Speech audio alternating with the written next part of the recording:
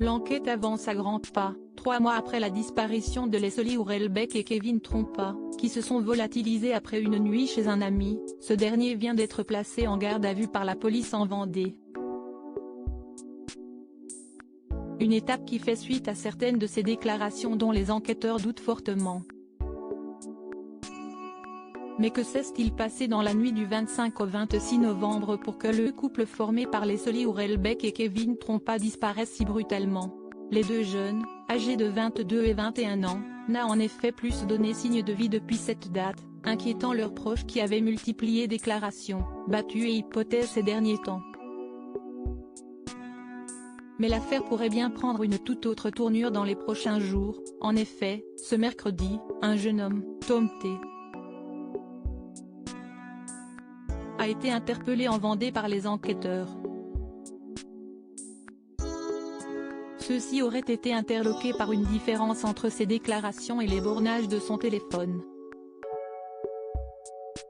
Il faut dire qu'il était particulièrement proche du jeune couple, puisque c'est chez lui que les amoureux ont passé leur dernière nuit avant leur disparition. En effet, après avoir dîné chez un premier ami habitant à Prague, non loin de là, le couple devait dormir chez un second qui leur avait prêté sa maison dans le voisinage. C'est lui, donc, qui a été arrêté mardi matin et placé en garde à vue, selon le parquet de Poitiers.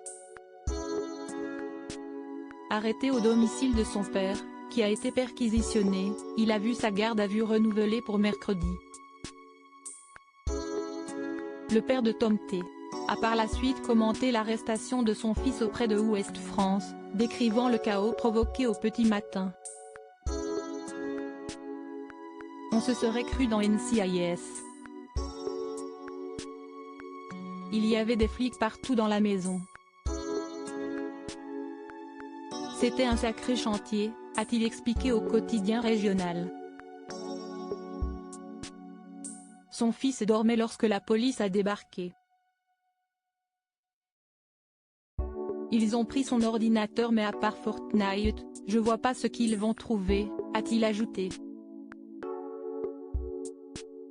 Des textos inquiétants au moment de la disparition, il avait participé aux recherches de son ami, et s'était même exprimé devant la presse. Kevin avait toujours les clés de chez moi.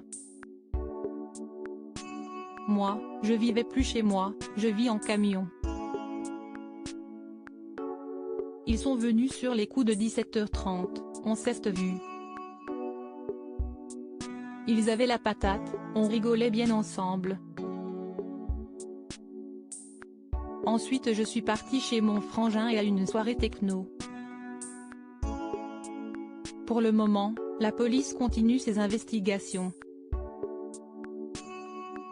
Pour rappel, des affaires du couple avaient été retrouvées le 8 décembre, soit plusieurs semaines après la disparition, en Charente-Maritime. Le téléphone de la jeune femme n'a plus été rallumé depuis une dernière géolocalisation à Niort le 26 décembre. Mais ces derniers textos envoyés, à leur ami tout juste arrêté justement, ne laissaient rien présager de bon. Je viens de vomir mes tripes pleins de sang. Dès que je rentre, je me pose, je ne suis pas très bien là, lui avait-elle écrit, alors qu'elle était toujours chez leur ami pour le dîner. Un tout dernier message, puisqu'ensuite, elle aurait arrêté de répondre à ce jeune homme. Je comprends que Leslie s'est sentie mal et qu'elle a vomi, mais je n'ai pas plus d'explications. Ensuite, je lui ai envoyé d'autres messages entre 3 et 4 heures pour avoir de ses nouvelles.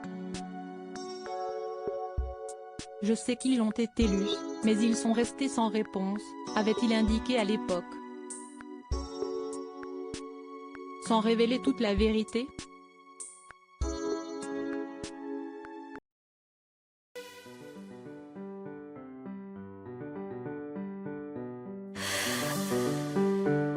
The man I love just had a heart attack, but who needs a heart attack?